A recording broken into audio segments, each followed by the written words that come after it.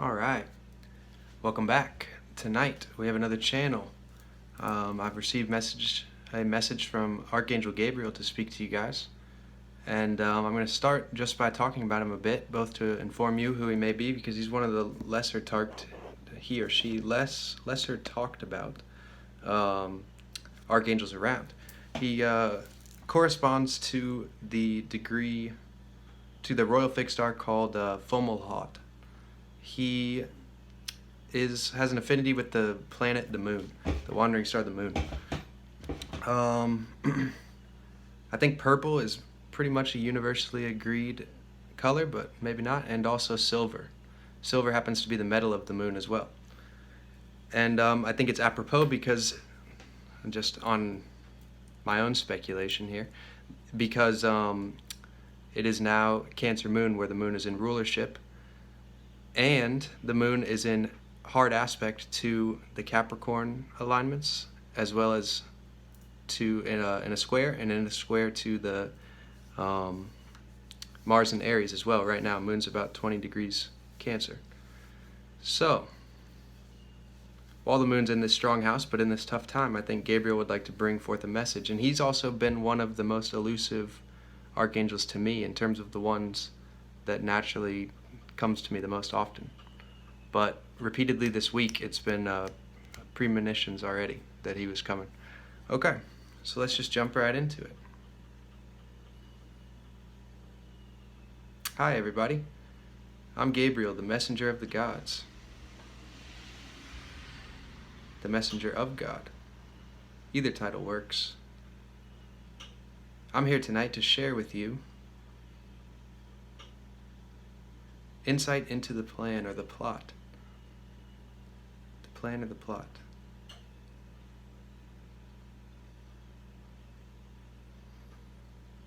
It goes something like this.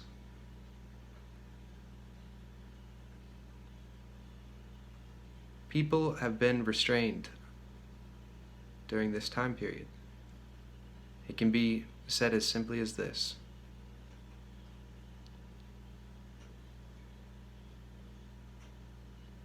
When people are restrained,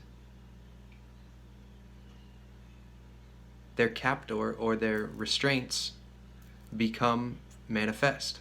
When the restraints become manifest, then the people must face them. So to sum up all that, people are facing their restraints. The outer restraints mimic inner restraints, or inner points of conflict, inner unresolved musings. The effect of the world being restrained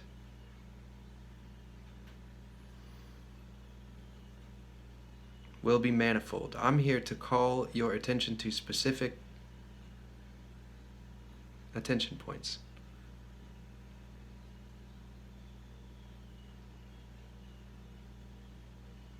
The region of Bengal.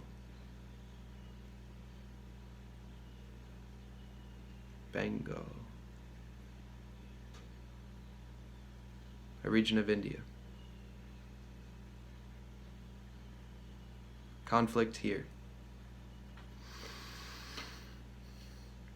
The region of Japan.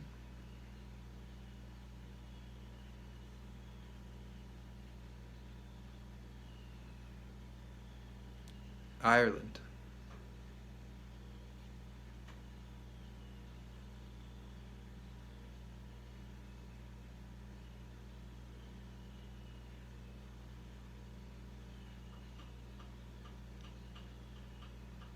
Cape Town, South Africa. The Grand Canyon in the United States.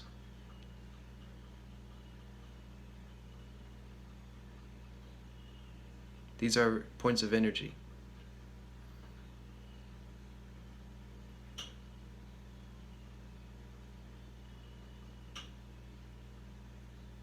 The energy in these points emanates from Earth and from the manifest structures of mineral life that are there.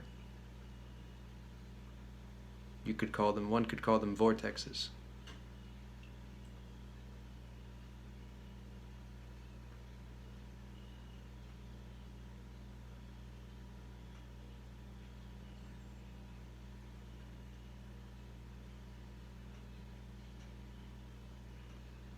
While when a man pushes himself to exhaustion, he finds that his body breaks at its weakest point.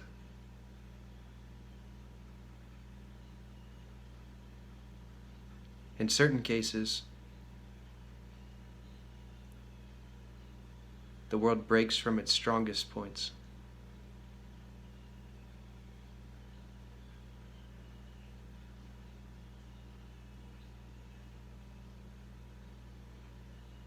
There's nothing. Don't ponder upon this for its material ramifications.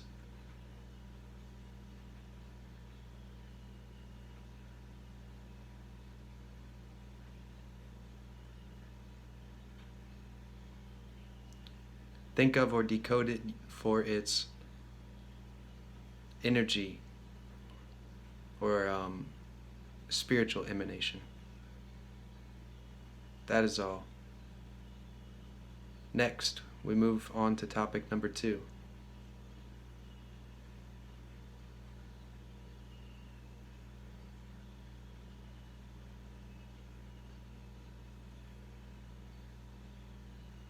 I too must shed light on the Pleiadians.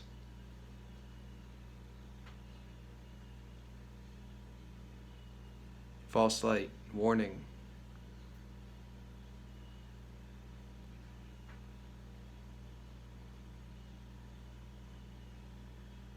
Bug in the system. Haywire. Keep distance.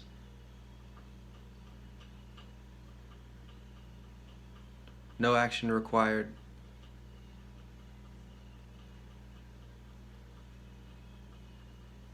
Seek. Intend highest good for all those involved in the calamity. Closed. Topic number 3. On the topic of food. This ties into topic 1 about being restrained. While we find ourselves restrained in these homes, we also find that in the cities, there is not flow. There is not harmony. There is not harmony in the cities. You cannot, simply put, you cannot plant on the space that you have. You can't, everything is, it can't, I was jumping in a little bit there to try to speak it for him, but I'm going to let him come through more clearly first.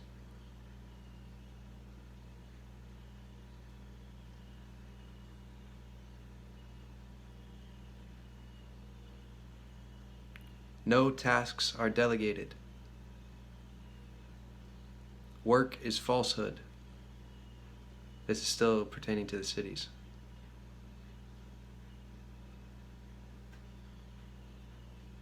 The youth grow up with false responsibilities.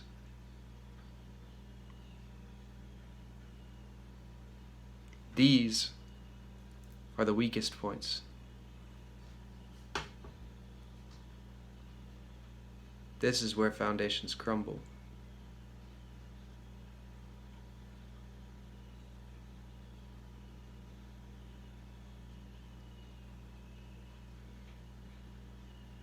Physically seek to move out of the cities.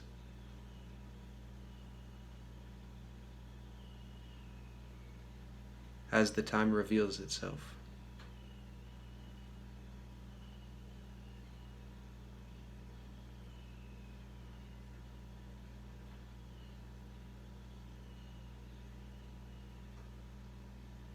Better will certainly come of it.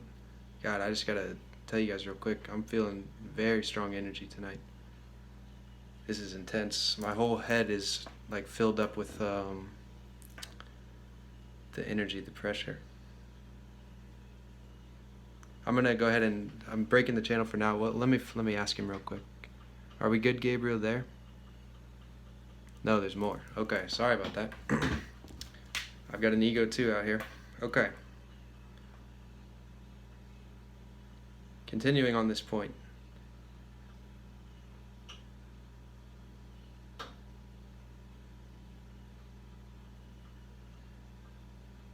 Didn't I already say that? No, you didn't say it yet. Oh, it will be better. The leaving of the cities will be better. Because then things will fall into harmony over time.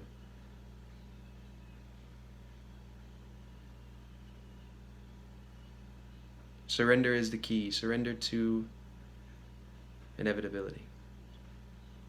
This is not to add tension or stress to anyone's mind.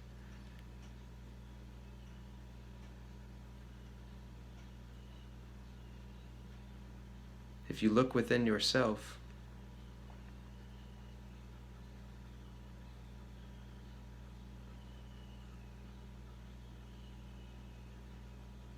you will find that you've known this for a long time. I would like to remind Ben that specific people are drawn to these YouTube videos. I would like to employ the listener to recognize this fact as well. We mustn't operate as if the whole world is watching. That's sexy, Gabriel. Holy shit. Alright. Close. Done with Gabriel. Thank you, Gabriel, for coming in and delivering the messages. That was beautiful. Crikey.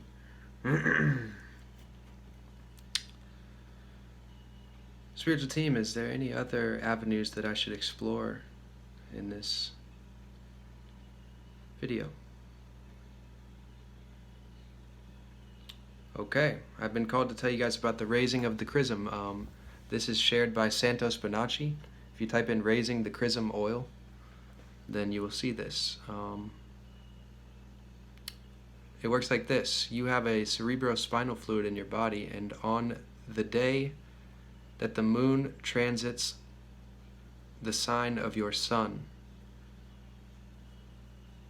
So for example, for me, my sun is in Cancer, so this began a day and a half ago, 2 days ago now, a day and a half. On that moment, a seed or a germ is planted, a seed, in the seat of your soul, the solar plexus. Once that is planted, it rises up, is differentiated, goes down all the way to the sacrum, and then you must climb it back up through the blood-brain barrier up and to the right, and then it will enlighten your cortex by sending it, and that's why it's called the crucifixion. If you look at the etymology, the definition of crucify, it means to multiply 1,000-fold. So you take that cerebrospinal fluid, and through the masculine and feminine differentiation from the Ida and Pingala. Anyways, they're telling me I don't have to go through all this. You guys gotta watch Santos Bonacci or Charlie Freak talk about it, because they can do what I just began to explain. They've dedicated part of their lives to that. So to anybody who's interested in this phenomena, but what happened, I can tell you the end result, which we will see if I will reach. I'll let you know tomorrow, or whenever it seems right. Basically, you have to keep your body clean. So since I'm on the 34th day of my juice fast, this is one that I've been anticipating. And the numerology of the day is not lost, because your body must be alkaline, or else the seed is destroyed by the acidity of your body. This can also be done with, even if your diet's perfect, by anxiety, cortisol releasing, anger, lust. All these different things can destroy this delicate seed as well. And I've never consciously I mean, if it's as great as they say it is, I've never done it before. I've never raised it before. But I've attempted many times, but half-assedly. Even this time's partially half-assed because I continue to smoke the cigarettes, which could be too acidic and kill the seed. But what I would like to tell you guys is that, yeah, that's what you can do. So you guys can, if anybody's interested in raising the chrism, then you should just search like a hound for Santos Bonacci raising the chrism oil. And yes, I will link one in the description as well. So you can just go down below this video and that will be there right for you. That's not that hard. I'm just, Saturn and Aries makes little things seem like a big obstacle to me. Little practical things. So, enough of that. What else? We told him about raising the chrism, so I'm excited to see if that'll happen for me.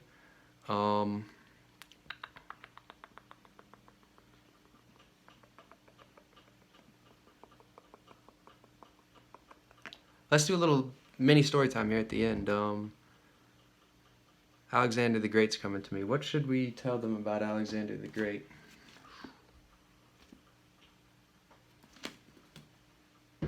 Tell them the story of the palm trees. Okay, this is a bit of a horrific story, but if you are... Why would I tell them the story of the palm trees? There must be some significance here. So, there was a... Basically, let's just call him what he is. He was like probably like a Capricorn or something. He was like a money-hungry, older dude who was attached to the king, and he was like technically a general and stuff, but he was useless in battle. This is a Persian guy. Bessus is his name. B-E-S-S-U-S. Bessus.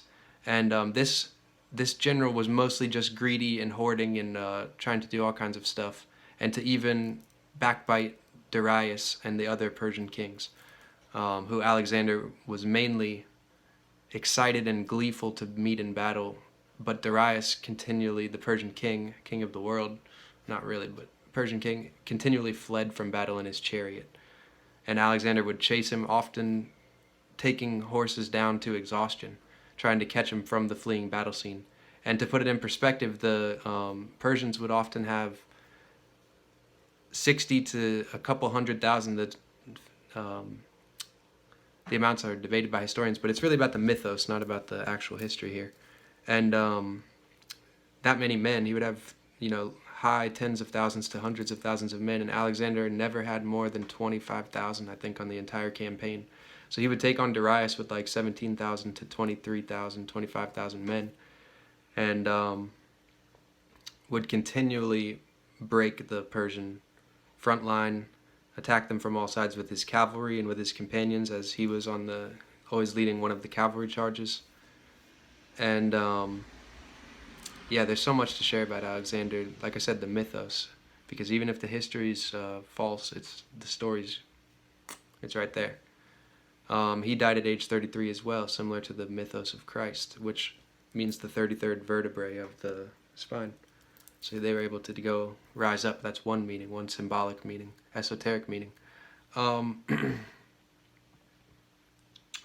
So what happened was he finally caught Bessus, or one of his parties that he sent out to catch this Bessus guy, because he despised Bessus, and there was something that Bessus did that was very ignoble, and Alexander was all about the nobility and he often spared people from torture or punishment or enslavement when he took over a whole region, a city, or if he took over a town or a city. He would look at somebody, and based on how they acted to the enslavement, if they were still noble, if they still kept their spirithood, if they still stayed aligned, they didn't just start to beg him to release them or to lie or to tell on their cousins, he would often make them either let them keep their status or give them treasures in the land that they remained occupying, or take them into his group somehow. So this gives you an idea of, so this Bessus guy is an unsavory character. So Alexander has no remorse or mercy for these characters. And so Bessus gets tracked down by this team, and he's been fleeing for days and days and months away from Alexander as well. And they capture him, and they send word to Alexander that they have him, and Alexander's just a bit behind. He's going to be walking down the same road with his whole army, with his whole troop, all of the Macedonian forces. And he sends back word to this advanced party with Bessus to put him naked beside the road in his ankle chains, in his bondage. And then, man, I almost feel like I should look it up to tell you guys because I don't want to butcher the details, but I'm sure whatever I say will be what needs to be heard. Excuse me. Yep, the verb. Okay, so what happens was the whole army, I think, walked by him without, like they had been given orders to walk by him without looking at him, without giving him any respect, as he was like, you know, there naked and in misery and in shame and anguish beside the road. I think that's what it was. Yeah, like I think they just didn't even acknowledge him on the way by. Then, for his death, it's debated whether this was actually one of the Persian strategies, and so if Alexander, because he continued to assimilate other nations' cultures as he went on. He was like very progressive in that way, and he, much to the dismay of his troops and to the begrudgment and to the, they felt like they had been had their hearts cut out. He would wear the Persian dress sometimes. He would wear the Indian dress. He would take a wife from those regions. All this kind of stuff. But anyways, this could have been a Persian strategy, or this could have been something they cooked up on the day because the scenery was right. But they took Bessus and they tied all of his limbs to 2 palm trees which stood next to each other with Bessus in the middle. But before they did that, they had as many soldiers as were needed grab onto the palm trees and hold them like this. Then Bessus's 4 limbs, 2 on either side, were tied to the palm trees, and then the men were given the order to release the palm trees, and all of Bessus's limbs were torn off.